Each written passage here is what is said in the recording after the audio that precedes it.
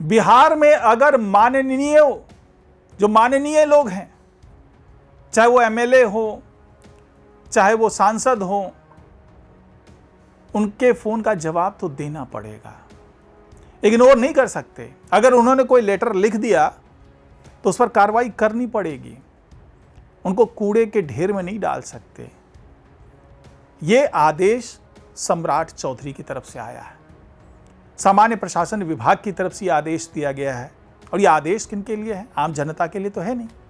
यह आदेश है तमाम ब्यूरोक्रेट्स के लिए, तमाम अधिकारियों के लिए, तमाम नौकरशाहों के लिए, चाहे वो अवर सचिव हो, अवर मुख्य सचिव हो, प्रधान सचिव हो, चाहे उससे नीचे आप आ जाइए, चाहे वो पुलिस महानिदेशक हो, चाहे वो डीएम हो, चाहे वो कमिश्नर हो, कोई भी हो, आपको इस प्रोटोकॉल को फॉलो करना ही पड़ेगा। अब सवाल ये उठता है कि ये सब कुछ क्यों, आखिरकार ऐसी जरूरत क्यों पड़ी, क्या मजबूरी है सम्राट चौधरी की? सब कुछ समझेंगे आज की इस खास रिपोर्ट में, तो इसे आखिर तक जरूर देखिएगा। नमस्कार, मैं हूं डॉक्टर सुरजीत सिंह और आप देख रहे हैं YBN बिहार झारखंड। तो सवाल वही है कि सम्राट चौधरी इतने मजबूर क्यों हो गए? क्योंकि जब नीतीश सरकार थी तब इस तरह का कोई आदेश नहीं दिया जाता था, तब ब्यूरोक्रेट्स को इतना मजबूर नहीं होना पड़ता था, तब ब्यूरोक्रेट्स इस तरीके से विधायक के सामने हाथ जोड़ने पर मजबूर नहीं होते थे। तो क्या सम्राट चौधरी जो है वो नीतीश कुमार के फैसलों को ओवरलैप करना चाहते हैं?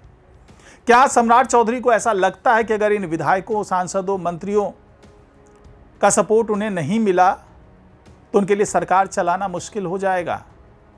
अब ये विधायक केवल सत्ता पक्ष के तो होंगे नहीं, विधायक तो प्रशांत किशोर भी होंगे, विधायक तेजस्वी यादव के भी होंगे। तो जब ये आदेश चला गया तो ये सबके लिए आदेश है।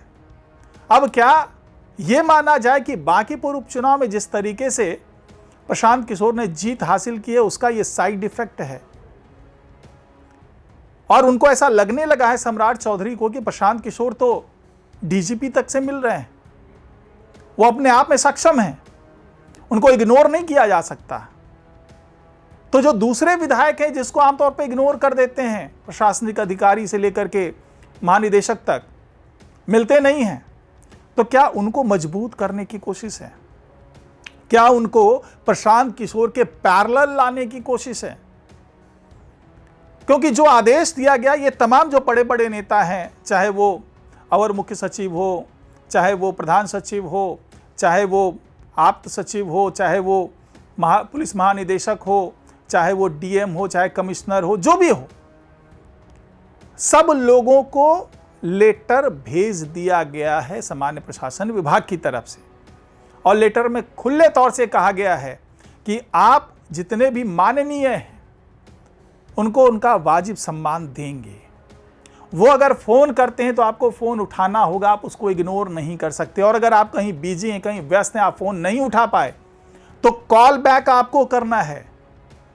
माननीय विधायक, सांसद, ये लोग आपको दोबारा कॉल नहीं करेंगे, बल्कि अगर आप कॉल नहीं उठा पाए हैं तो आपको पलट करके कॉल बैक करना होगा, उनसे पूछना होगा कि भाई आपने कॉल क्यों किया। अब अगर कोई विधायक डीजीपी साहब को फोन कर देता है और डीजीपी ने जवाब नहीं दिया, पहले तो उनको जवाब देना पड़ेगा फोन उठा करके, और अगर जवाब नहीं दिया तो डीजीपी को कॉल बैक करना पड़ेगा विधायक को या सांसद को। यानी कि जो भी जनप्रतिनिधि है उनको हल्के में नहीं ले सकते। ये लेटर जो है वो सम्राट चौधरी ने जारी किया है। और इतना ही नहीं, एक तो फोन की बात हो गई, दूसरी कैटेगरी है पत्रों की। आमतौर पर देखा जाता है कि विधायक महोदय अगर कोई पत्राचार करते हैं और बाद में जब 2-3 महीने बीत गए, जब पूछते हैं तो आमतौर से कैजुअल सा अप्रोच होता है कि जी हमें मिला नहीं, हम इस पे देख नहीं पाए, हम काम नहीं कर पाए। तो यहाँ पर ये थोड़े से अपमानित महसूस करते हैं, चाहे वो विधायक हों चाहे सांसद हों। तो अब साफ तौर से कहा गया है कि अगर कोई पत्र आपको जनप्रतिनिधि की तरफ से आता है तो उसको एक्नॉलेज करने का काम आपका है, यानी पत्र आते ही आप उनको एक्नॉलेजमेंट देंगे। अगर आप एक्नॉलेजमेंट नहीं देते हैं तो विधायक और सांसद अगर फ़ोन करके आपसे पूछते हैं कि भाई हमने ये पत्र दिया था, आपको मिला नहीं, आपने एक्नॉलेजमेंट नहीं दिया हमें, तो आपको जवाब देना पड़ेगा। और साथ ही उस पत्र के माध्यम से जो भी कार्रवाई की मांग की है, जो भी कार्यवाही की मांग की है, वो आपको करनी होगी।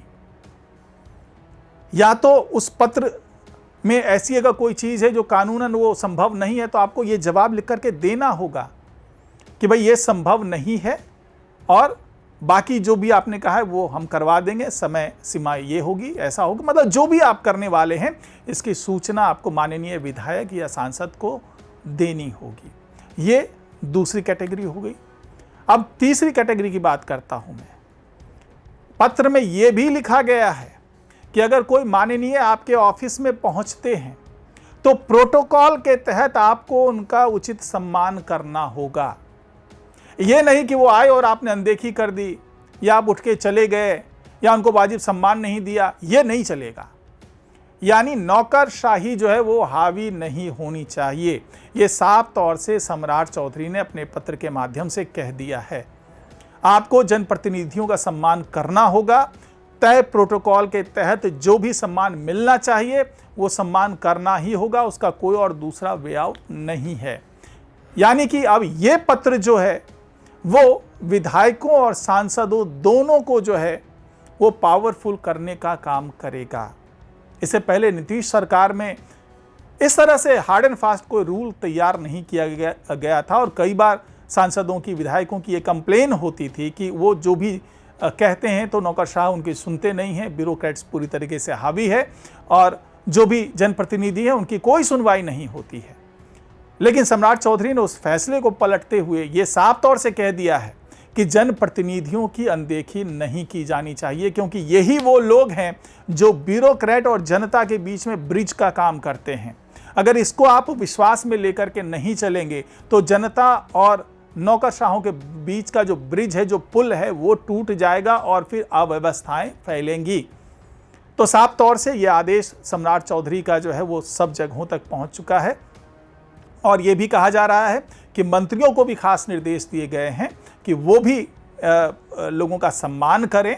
और ऐसा नहीं है, मंत्री भी तो जनप्रतिनिधि हैं तो वो भी अपने हिसाब से काम करेंगे, लेकिन विधायकों और सांसदों की तरफ से अगर कोई क्वेरी आती है तो मंत्रियों को भी जो है उनके साथ संपर्क करना चाहिए, उनके साथ समन्वय बना करके रहना चाहिए, ताकि जो पूरे प्रदेश में है वो कानून व्यवस्था का राज रहे और पूरी तरीके से जो है वो व्यवस्था बनी रहे।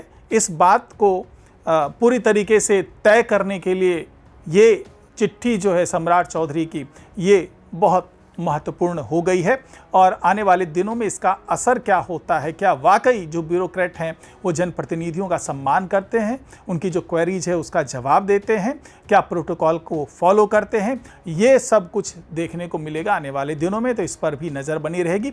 आपकी क्या राय है? क्या सम्राट चौधरी ने जो ये चिट्ठी लिखी है उसका असर सकारात्मक होने वाला है या फिर विधायक जो कि कई बार बाहुबली टाइप विधायक होते हैं उनकी गुंडागर्दी से बढ़ जाएगी, वो ज़्यादा पावरफुल हो जाएंगे?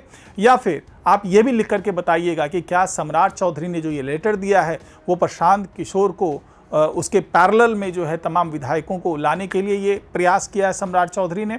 आप कमेंट बॉक्स में लिख करके अपनी राय जरूर बताइएगा। नमस्कार।